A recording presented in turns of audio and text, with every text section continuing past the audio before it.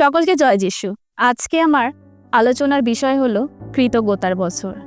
তাই খ্রিস্টেতে প্রিয় আমার ভাই ও বোনেরা, যখন নতুন বছর শুরু হয় তখন আমরা নানান রকম পরিকল্পনা করি, অনেক সুন্দর সুন্দর স্বপ্ন দেখি, অনেক সংকল্প করে থাকি। কিন্তু খুব কম মানুষ আছে যারা নতুন বছরের শুরুটা ঈশ্বরকে ধন্যবাদ দিয়ে করে। খ্রিস্টেতে প্রিয়জন, আমরা এমন একটি সময়ে বাস করছি যখন অভিযোগ, হতাশা ও ভয় প্রায় আমাদের প্রতিদিনের সঙ্গী। কিন্তু ঈশ্বর আজ আমাদেরকে মনে করিয়ে দিচ্ছেন যে এই বছরটিকে কৃতজ্ঞতার বছর করো। কৃতজ্ঞতা শুধু মুখের কথা নয়, এটি এক ধরনের জীবনধারা। যখন আমরা প্রতিটি সময়ে, প্রতিটি পরিস্থিতিতে ঈশ্বরের মহিমাকে দেখতে পাই। আজকের দুনিয়ায় মানুষ অনেক কিছু চায়, কিন্তু যা আছে তার জন্য ঈশ্বরকে ধন্যবাদ দেয় না। কৃতজ্ঞতা আমাদের জীবনে শান্তি, আনন্দ ও ঈশ্বরের উপস্থিতিকে নিয়ে আসে। অকৃতজ্ঞ মন মানুষকে ঈশ্বরের থেকে দূরে সরিয়ে নিয়ে যায়, কিন্তু কৃতজ্ঞ মন ঈশ্বরের আশীর্বাদকে আকর্ষণ করে।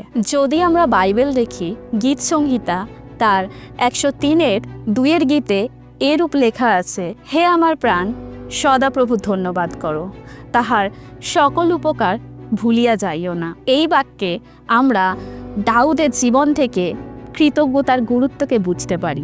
দাউদ রাজা যখন এই গীত রচনা করেন তখন তিনি তার জীবনের নানান উত্থান পতন দেখেছেন, যেমন যুদ্ধ, শত্রু, পাপ, শাস্তি এবং ক্ষমা। তবু তিনি বলেন, হে আমার প্রাণ, প্রভুকে ধন্যবাদ দাও, তার সকল অনুগ্রহ ভুলে যেও না।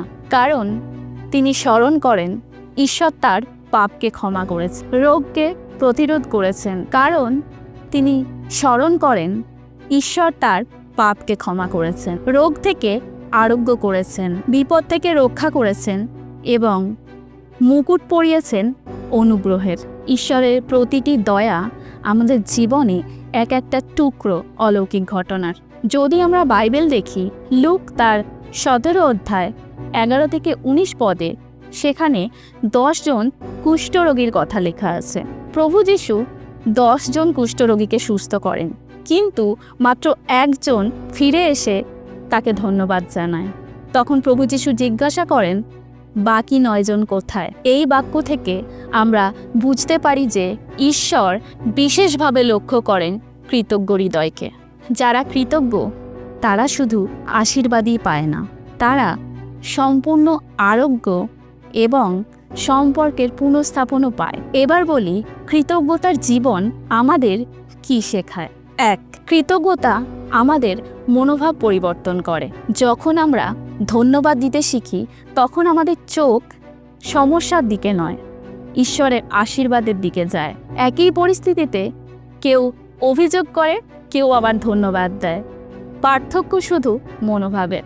একজন কৃতজ্ঞ মানুষ সব কিছুর মধ্যেই ঈশ্বরের হাত দেখতে পায়। যখন আমরা অভিযোগের বদলে ঈশ্বরকে ধন্যবাদ দিতে শুরু করি তখন আমাদের পরিস্থিতি না বদলালেও হৃদয় বদলে যায়।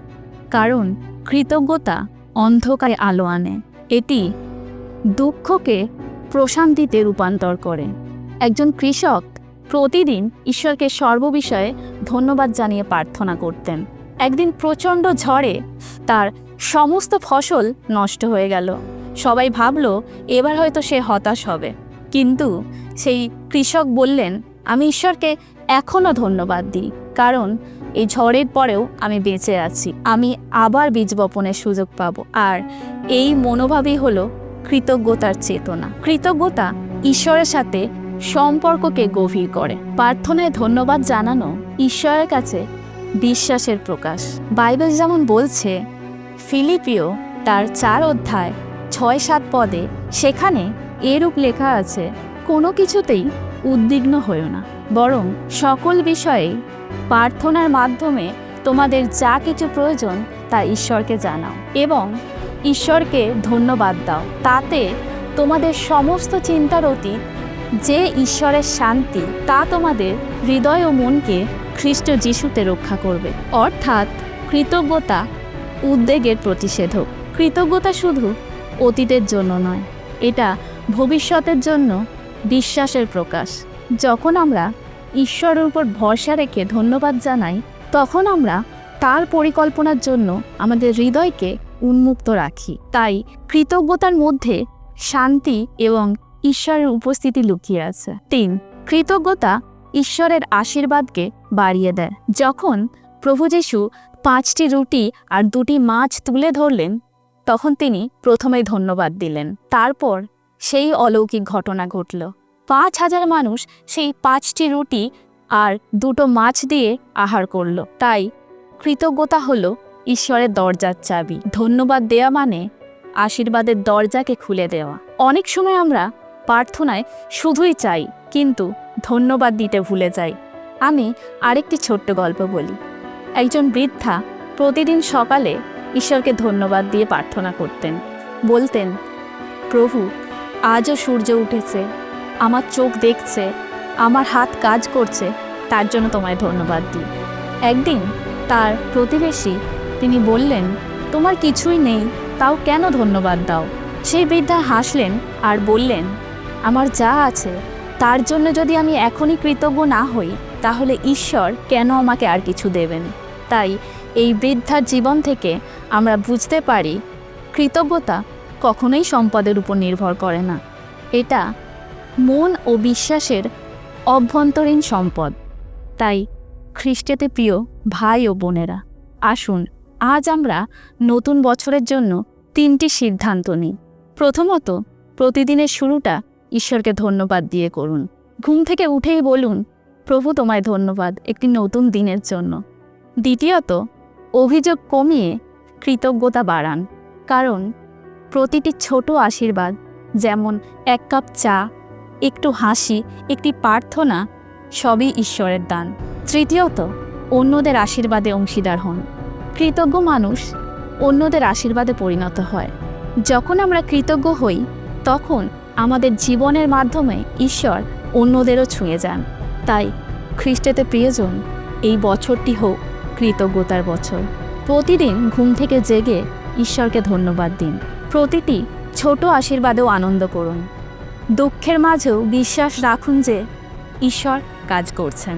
যখন আপনি কৃতজ্ঞতার জীবনযাপন করবেন, তখন আপনার চারপাশের মানুষও ঈশ্বরের মহিমা দেখতে পাবে। তাই খ্রিস্টেতে প্রিয়জন, আমি আজ এটা বলেই শেষ করতে চাই যে নতুন বছর মানে শুধু নতুন ক্যালেন্ডার নয়, একটি নতুন মনোভাবের বছর। একটি কৃতজ্ঞ হৃদয় বছরের প্রত্যেকটি দিনে ঈশ্বরের উপস্থিতিকে অনুভব করবে। আমেন। তাই আসুন আমরা দাউদের মতো বলি, হে আমার প্রাণ, প্রভুকে ধন্যবাদ দাও, তার কোনো অনুগ্রহকেই ভুলে যেও না। হালেলুয়া।